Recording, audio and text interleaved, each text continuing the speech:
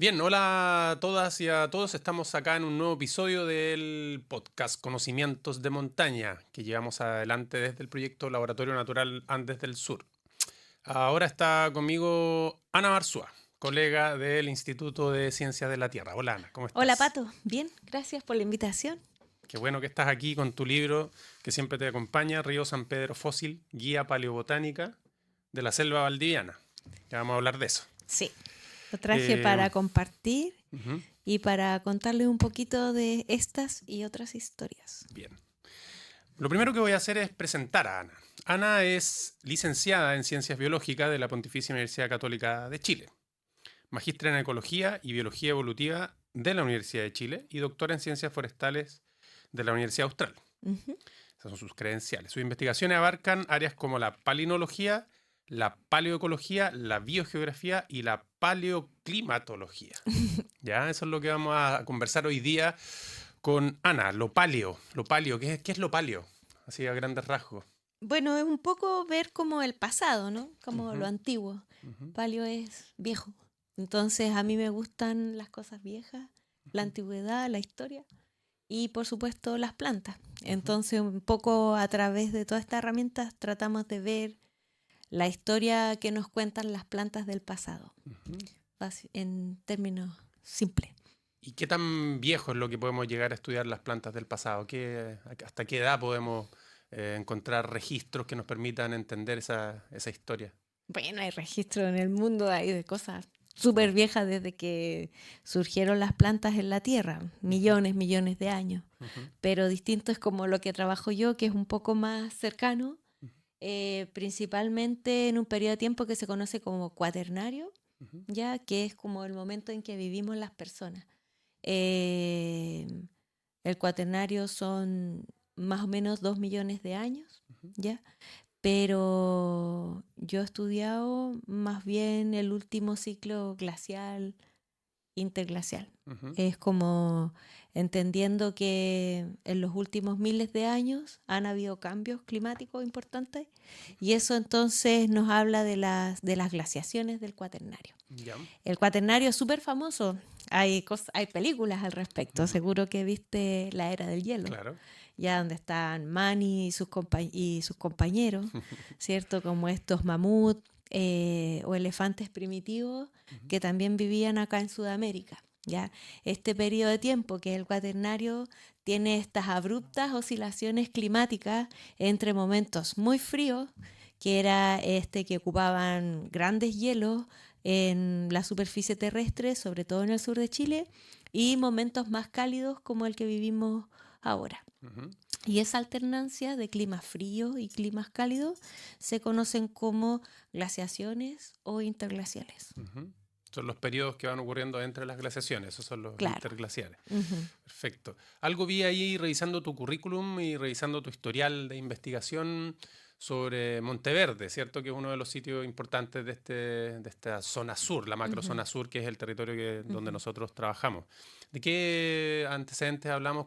¿Qué datos, qué época, qué data es la que están registrados esos sitios, ese sitio de Monteverde? Monteverde tiene más o menos 14.000 años, Ujú, ¿ya? Y fue descubierto en los 70, ¿cierto? Por Tom Dillehay y Mario Pino. Y luego nosotros hemos trabajado más bien en un sitio que se llama Pilauco, ujú, ¿ya? Este sitio de Pilauco es un poco menos conocido, sus hallazgos son más recientes, pero su impacto a nivel comunal o regional es bien importante. claro. El Pilauco está en la comuna de Osorno, Ujú, dentro de la ciudad de Osorno, y es un sitio, surgió como un sitio paleontológico, donde nosotros se encontraron huesos de megafauna, como estos animales como mani, ujú, ujú, ¿cierto? Como este mamut, pero que en Sudamérica se conocen como gonfoterios. claro. Y, y ese sitio entonces lo comenzamos a trabajar en el año 2007. Ujú, Y hasta la fecha ha seguido en excavaciones, ya sean paleontológicas, y luego han surgido nuevos hallazgos que son del tipo arqueológico en ujú, el sitio. Entonces en el sitio nosotros tenemos evidencias tanto de animales, y de humanos que estaban ahí en ese lugar. Ujú. El sitio ha sido fechado entre 16.000 y 12.800 años antes del presente. Esto es uno de los hallazgos más antiguos entonces que hay en el territorio Del, chileno. ¿De los humanos, dices Ujú. tú, o de la paleontología? De lo humano. De los humanos, sí. Ya. Sí, de los humanos, sí. Ujú. Ujú. Ya, y entonces tus estudios están ligados con esto, ¿no? Con lo antiguo, Mm, lo paleo, con la paleoecología, los bosques antiguos, las mm. plantas antiguas, la palinología, ¿qué sería? La palinología es el estudio del polen Ujú, y de las esporas de las plantas, ya ujú, que se preservan en rocas o en sedimentos, y ahí entonces nosotros podemos estudiar qué plantas habían hace miles de años. Por ejemplo, en este mismo sitio de Pilauco, ya el que está en Osorno, nosotros miramos la palinología, o sea, qué polen habían en esas capas donde estaban los huesos de estos animales. Y para nuestra sorpresa no encontrábamos plantas de bosque. Yo esperaba encontrar coihue, mañío, ya que son las típicas plantas que hay hoy día en la región de los lagos a esa edad, 16.000 años. Pero encontramos un paisaje abierto con nalcas, con maitén, con quila, ¿cierto? Como un paisaje muy perturbado. Y eso fue súper interesante porque nos permitió darnos cuenta que la comunidad de plantas no solamente se determina a partir del clima, ya no solamente el clima dice qué tipo de bosques o qué tipo de paisaje va a haber, sino que en este caso estos mega herbívoros o los elefantes, ¿cierto? Estos elefantes primitivos transformaban el espacio, transformaban el territorio y generaban un paisaje abierto como con praderas, ¿cierto? Con nalcas bastante perturbados, ¿cierto? Y que nos habla de cómo los animales también son ingenieros ecosistémicos. O sea, cómo los animales también pueden cambiar la estructura del paisaje. Así que sumado obviamente al clima, pensemos que está hace 16.000 años, la glaciación estaba terminando, la última glaciación, que se llama glaciación Yanquihue, ujú. terminó hace unos 19.000 años. Y desde entonces las temperaturas han ido subiendo hasta que llegamos a las temperaturas actuales. Ya. Y entonces este sitio de Pilauco se encuentra entre 16 y 12.800, que es la edad que se encuentran todos estos huesos y todos estos depósitos ahí en este sitio. Ujú. Mm, Perfecto. Y el paleoclima, tú decías también es una de las vertientes, una de las variables importantes a utilizar, es decir, a estudiar, mm, como cómo era el clima en el pasado. ¿Qué tan distinto? Hoy día hablamos a propósito del cambio global, ¿no? mm, De grandes cambios que están ocurriendo mm, ahora. mm, Está en discusión esta idea del antropoceno, si es mm, efectivamente mm, una era geológica, se podría llamar así. Hay mm, algunos mm. que señalan que esto podría ser, otros que no, hay una tensión importante. Entonces, respecto al clima, como, ¿qué se sabe de eso, del clima antiguo y hasta hace 16.000 años o hace 10.000 años? ¿Qué tanto cambió hasta el día de hoy? El clima, bueno, hay hartas herramientas para poder entender el clima del pasado, cada vez Ujú, más. ¿Ya? Hay, estos se conocen como indicadores, porque obviamente nosotros no podemos ir a ponerle el termómetro a un hueso de un gonfoterio y preguntarle cuántos grados habían en la atmósfera hace 16.000 años. claro. ¿Ya? Y para eso entonces se usan indicadores. Ya, por ejemplo, el polen es un súper indicador de temperaturas o de precipitaciones. ¿Ya? ¿Por qué? Porque las plantas, a pesar de tener estos rangos de distribución, o sea, tienen estos rangos de distribución por factores climáticos. Ya nosotros encontramos alerces en un lugar porque hay ciertas precipitaciones, o cactus en otras áreas porque hay ciertas temperaturas y bajas precipitaciones. Entonces las plantas sí son muy sensibles al clima. Entonces ellas nos pueden indicar por su presencia o ausencia y abundancia el tipo de clima que había en el pasado. Ujú, Y por otro lado, eso es como con la palinología. en este super libro que yo te traje para mostrarlo, es gratuito, lo pueden descargar de la web, buscan simplemente en el Google Río San Pedro Fósil, guía paleobotánica, y ahí pueden descargar gratuitamente esta guía. Y bueno, esta guía habla de las plantas más viejas, ya que había acá en la región de los ríos, particularmente en el río San Pedro. Puedes mostrar ¿Ya? ahí a la cámara el Acá, librito. Sí, ahí está. La ahí guía paleobotánica. le pueden hacer un zoom, Ujú. ¿ya? Por ejemplo, aquí voy a leer un pequeño haiku que de Francisca Vergara, que es una de las coautoras del libro. Dice, entre fósiles transitan las aguas de un río libre. ¿Ya? Todo este trabajo surge también por un tema, un conflicto, ¿cierto? Sí. Que es bien conocido acá en Valdivia y en la región. En el río San Pedro se pensaba instalar una hidroeléctrica que con el trabajo colaborativo de un montón de personas y de la ciudadanía logramos detener. Ujú. En el río San Pedro hay yacimientos paleontológicos, o sea, quiere decir que hay rocas, ¿ya? Que nos hablan de los fósiles. Ya no sé si vamos a verlo aquí en las cámaras, los chicos me van a poder decir mejor si se puede ver, pero en estas rocas, ¿cierto? Que están en el río San Pedro, uno puede encontrar hojas, ¿ya? Por ejemplo, como esta que se puede ver aquí, ¿ya? Y las hojas tienen características propias que hacen que pertenezcan a un género, a una familia, a una especie, ¿ya? Pero a su vez, la forma que tiene la hoja también es característica del clima, ¿ya? El borde de la hoja, si tiene dientes, si no tiene dientes, si el ápice es agudo, la forma de la base, son características que tienen que ver con señales climáticas. Y a través de funciones matemáticas, haciendo cálculos de todas estas formas que tienen las hojas, nosotros podemos decir, después de medir 600 a 1000 hojas que hay en estos sitios paleontológicos, podemos llegar a un valor de temperaturas y de precipitaciones, lo cual es súper interesante. Para el caso del río San Pedro, las estimaciones las hizo una colega, se llama Carolina Sandoval. Ella interpretó a través del registro fósil que las temperaturas que había en el río San Pedro hace 23 millones de años que tienen estas hojas eran de aproximadamente 17 grados Celsius. ¿Ya? Esos son 3 grados más cálidos que lo que hoy día hay en la comuna de Los Lagos, que son 14 grados Celsius.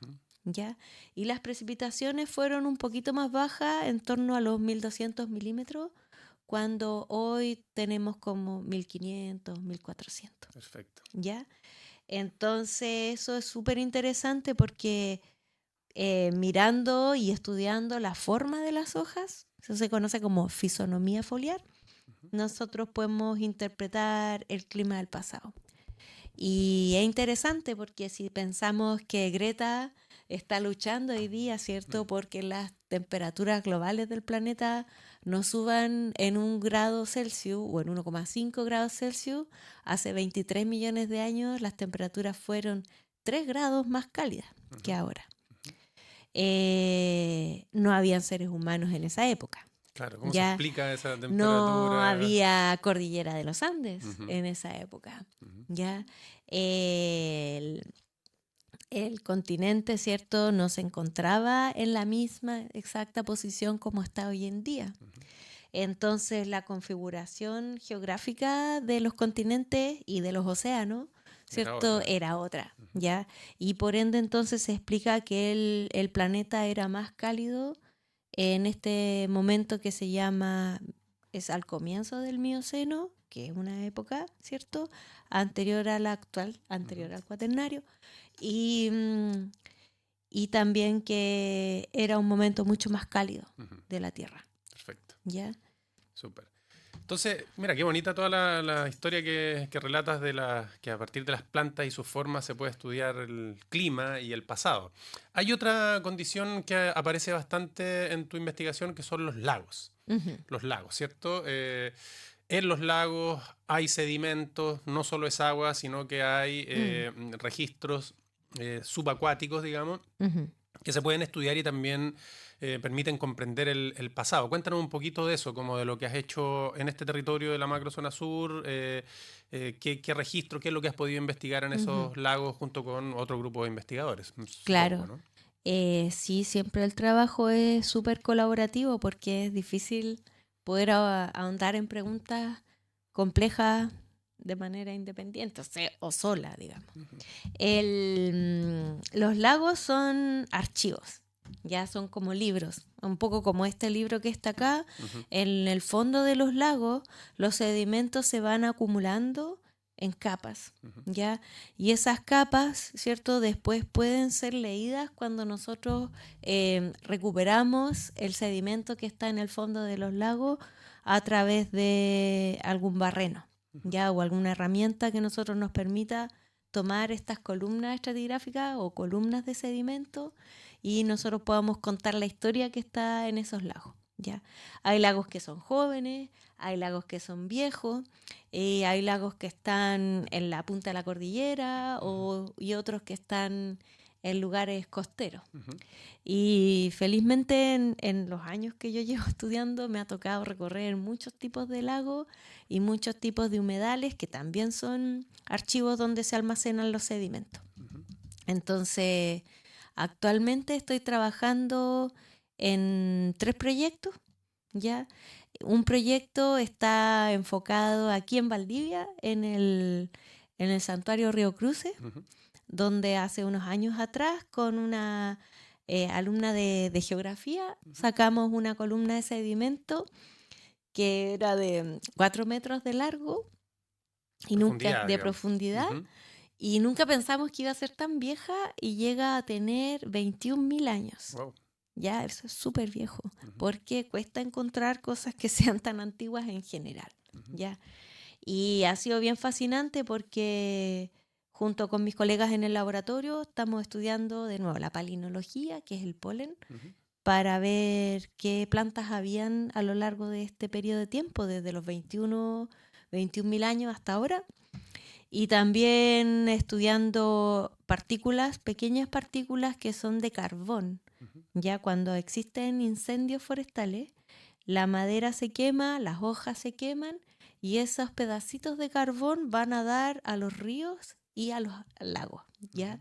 Y eso entonces se depositan, al igual que el polen y los sedimentos, en el fondo del lago. Entonces la presencia de partículas de carbón nos habla de eventos de fuego en el pasado. Ujú. Y así entonces también en estos sedimentos estudiamos también la recurrencia de incendios y ver qué tan frecuentes son, qué tan, cuál es la magnitud que han tenido Esas de perturbaciones esas perturbaciones. no Sí. antrópicas, No sabemos, no sabemos. porque imagínate, si en Pilauco había personas hace 16.000 años, en Monteverde había personas hace 14.000 14.000. años, Mm. acá en la región había personas hace 6.000 años, Con en Marifilo, Marifilo en 9.000, Lipulli. en la costa en Chanchán 6.000. Ujú, Entonces, claro, son territorios habitados de hace muchos miles de años ujú, y por ende esos incendios muy posiblemente tienen perfectamente. su origen antrópico. Ujú, súper. Hay una investigación que me pareció por ahí, está conectada con una otra investigadora del laboratorio, Juana Martel, Ujú. en Araucanía. Sí, Cuéntanos un poquito de eso, qué es lo que está ocurriendo ahí en Araucanía, qué están estudiando. en la región de la Araucanía, bueno, hemos estudiado varios lagos. Ujú, Con Juana estudiamos 2 lagos que están en el Parque Nacional Tolhuaca, ujú, ¿ya? La Laguna Mayeco y una laguna que se llama Laguna Verde, que es muy pequeñita y está dentro del Parque Nacional. ujú, Bueno, y en esa sacamos 2 columnas de sedimento que no son muy largas, tienen como 2.000 años, una tiene 1.000, la otra tiene casi 2.000, pero tienen muy era buena, humana. claro, pero tienen muy buena resolución temporal. Ya, o sea, podemos ver a escala fina lo que está pasando en tiempo reciente. Ujú, Y ahí sí se puede ver, por ejemplo, el efecto de los incendios ya en estos bosques de Araucaria, porque esta es una zona donde habita este árbol emblemático, ¿cierto? Que es monumento y que es la araucaria araucana. Y los bosques de araucaria, con solo mirarlos, uno dice, ellos deben estar asociados a eventos de fuego por la corteza gruesa que tienen, por la forma de la copa. Entonces son plantas que han surgido evolutivamente asociadas a fuego. Y efectivamente en estos 2000 años de registro que tenemos ahí, los eventos de fuego han sido bien recurrentes. O sea, más o menos cada 50 años hay grandes incendios que ocurren de forma natural, ¿ya? Hay incendios que son antrópicos, hay incendios que son naturales.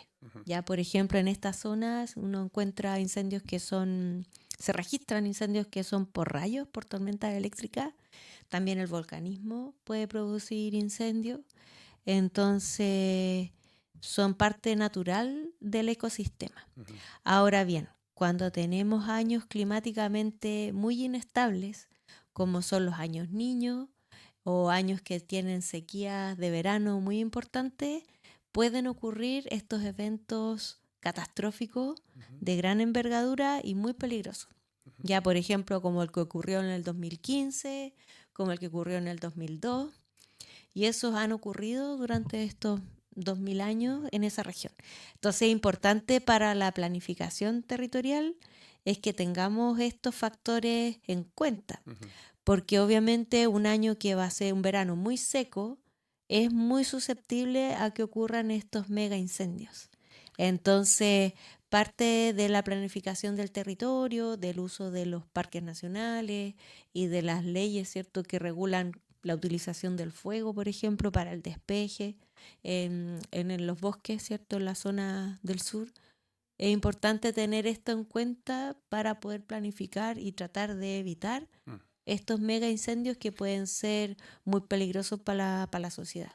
Bueno, te adelantaste un poquito, pero es bueno que hayas tocado ese punto porque en el fondo, ¿qué hace el Laboratorio Natural Andes del Sur? Es identificar esta producción de conocimiento científico en el territorio de montaña para conectarlo con la sociedad. Ese es como el marco de referencia. Entonces, ¿cómo está esa situación de la conexión de la ciencia, particularmente la que tú estás investigando, con la sociedad? Ya nos mostraste un trabajo particular sobre los fósiles. Quiero decir, ¿cuánto se conecta efectivamente el conocimiento científico con esto que es la toma de decisión de política pública, ¿no? Que es una tarea un poco titánica porque la ciencia pareciera, y esa es la gran crítica que existe hoy día, ha estado distanciada de esa toma de decisiones, ya sea porque el investigador se ha dedicado solo a investigar, ya sea porque los tomadores de decisiones no han tomado decisiones con datos y con evidencia científica. Entonces, en tu área en particular, ¿cómo es que esta conexión se da, digamos? ¿Es virtuosa, es creciente, en realidad es muy marginal? ¿Cuál es la situación? ¿Cómo la ves tú Yo hoy diría día? que es creciente porque la preocupación en términos climáticos o la urgencia climática del planeta es real. Es real y en toda la COP25, no sé, etcétera, siempre es un tema importante a nivel mundial. Y obviamente es un tema que debe preocuparle a nivel país, ¿ya? Pienso que cada vez más son necesarias estas opiniones y este conocimiento técnico respecto de la variabilidad climática y cómo responde el planeta, ¿cierto? O un ecosistema o la montaña, ¿cierto? Ante las variaciones climáticas. Y la cordillera de los Andes, por ser tan alta, es un ecosistema muy sensible climáticamente. Entonces, eso es parte de las decisiones que se tienen que tomar en el ámbito de políticas públicas. Obviamente es algo que tiene que mejorar porque está comenzando, Ya. pero para eso está el Laboratorio Natural y esta misión, ¿cierto?, de tratar de conectar la ciencia a las políticas públicas y a las necesidades de las comunidades locales.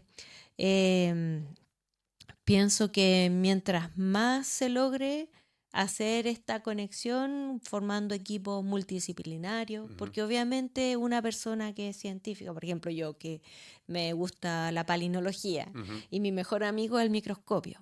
Entonces va a ser difícil que yo quizás pueda tener las competencias o la habilidad para ir a convencer a un político Ujú. o una alcaldesa, ¿cierto?, de las decisiones que tengan que tomar en su comuna. Ujú. Pero para eso está bueno trabajar en equipo con personas que tengan esas habilidades. Eso justamente. Mm. Cuéntanos un poquito de cuáles son las disciplinas con las que has podido conectar tú a lo largo de tu trayectoria y que son estas relaciones virtuosas entre conocimiento, porque los problemas de investigación y los problemas que la sociedad tiene no se resuelven con una mirada disciplinar, Mm, sino con miradas intertransdisciplinares. Entonces, mm.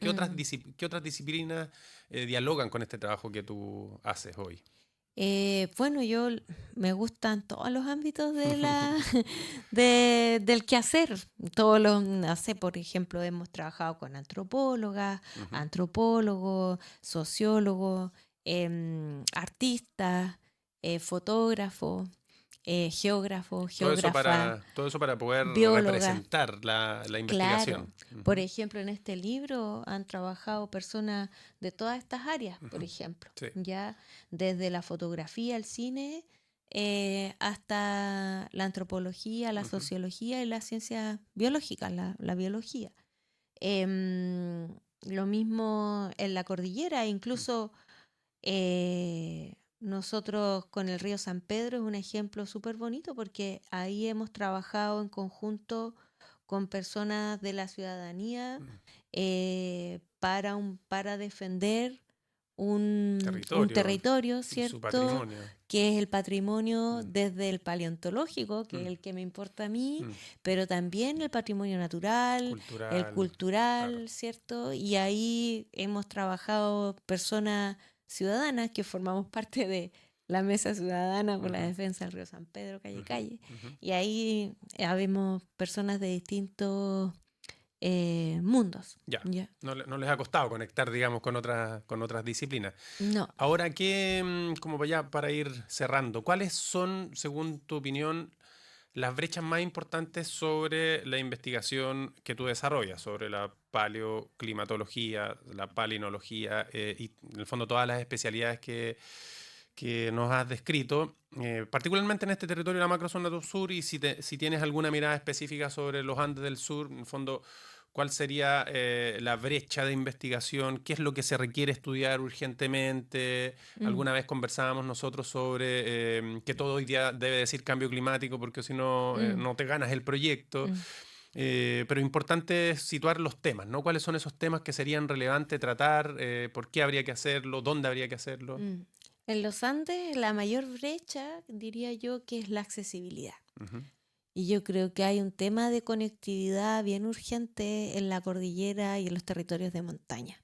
Y no solamente lo digo a nivel de ciencia o a nivel de investigación, por ejemplo, para llegar a lagos donde estudiar, sino que también las comunidades están sumamente aisladas.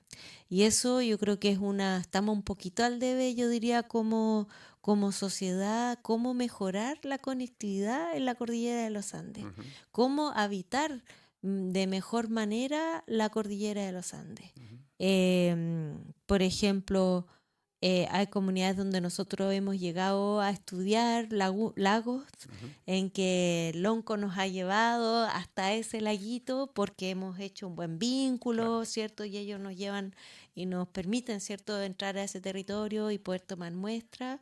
Y nosotros, obviamente, después, cuando tengamos estos resultados, esto estamos trabajando en el área de Lonquimay, Ujú. Pehuenco. en Pehuenco, y ahí una vez que tengamos resultados, obviamente vamos a volver y a conversar de estos resultados. Ujú. Pero sí o sí, esas comunidades están aisladas, están súper desconectadas, por ejemplo, de las comunas Mm. o de los centros comunales, de las Ujú. municipalidades, por ejemplo. Ujú. Y yo creo que hace falta una mayor conectividad que pudiera como mejorar el vínculo del conocimiento. Ujú. Ya Ujú. cómo accede, ¿cierto?, una comunidad rural que vive en la punta de la montaña Ujú. a este conocimiento. Claro. Eso yo creo que es una brecha Importante. Y importante.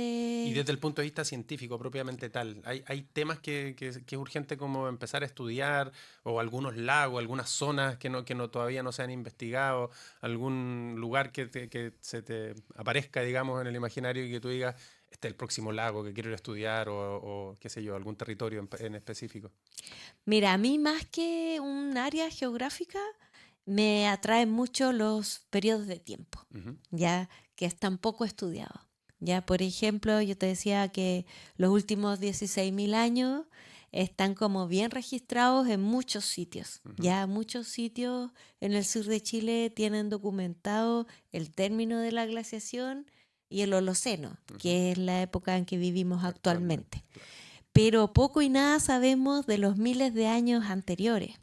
Cómo fue el clima durante la glaciación, cómo fue el interglacial anterior, Ujú, ¿ya? Cómo han sido esos periodos de tiempo anteriores, son análogos o no al clima actual, ujú, cómo fueron las oscilaciones climáticas en este periodo de tiempo, se extinguieron especies durante la glaciación o del interglacial anterior. ujú, Al menos a mí me motivan ese tipo de preguntas, como de poder entender cómo fueron los hielos durante la glaciación, dónde ujú. estuvieron los hielos durante la última glaciación en la Araucanía, por ejemplo. Mm, O sea, es reconstruir mm, una geografía, una otra esa- geografía del exacto, pasado para claro. poder pensar su evolución y su estado Claro, actual. porque lo que somos hoy día es construcción de lo que ha ido operando a lo largo de los miles y millones de años. O sea, sin duda el escenario actual geográfico, ¿cierto? Ujú, Es una sumatoria de los eventos que han ido ocurriendo a lo largo del tiempo. ujú, Y solo así, si entendemos cómo se van formando el paisaje actual, es parte de nuestra cultura, de nuestra historia, de nuestra identidad y por ende lo podemos conocer, lo podemos proteger, podemos también predecir cómo va a operar en el futuro perfecto. o decir al menos cómo podrían pasar las cosas hacia el futuro. Ujú, Y qué más bonito que alguien que habita la montaña pueda ver esa montaña también con una mirada de largo plazo, ujú. ya no solamente generacional, sino que una mirada de miles o de millones de años, de entender que esto se configura en muchos años y que no es casual que estén los bosques de Araucaria ahí, Ujú, es consecuencia de esta historia. súper. Mm, Reconstruir entonces la historia natural, ujú, reconstruir esa historia natural para pensar la cultura, eso es parte también de los desafíos que tiene el Laboratorio Natural a través de sus investigadores, ujú, poder conectar esas decisiones con la política pública, poder conectar esas decisiones con la educación, claro. poder conectar esa información, esos contenidos con, bueno, con los ámbitos legislativos. Por de pronto habrá que pensar que muy pocos registros, muy pocos, digamos, asuntos arqueológicos están protegidos. Hay una ley que protege, Claro. pero desde ahí habrá que ver cuánto aplica realmente esta ley en esos territorios rurales cuando se hace un camino, qué sé yo. Claro. Hay grandes preguntas ahí. Mm. Ana, te quiero agradecer por venir. Muchas Gracias, gracias. Pato, por la Sí, invitación. aquí estamos de nuevo haciendo este podcast para intercambiar conocimientos, distintas disciplinas, distintos Ujú. diálogos y ahora te dejamos invitada para que puedas escuchar los otros capítulos que hay y invítanos tú también a pensar el territorio de los Andes del Sur. ¿Qué mensajes tienes para este territorio que estamos investigando y que estamos tratando de dilucidar en el fondo?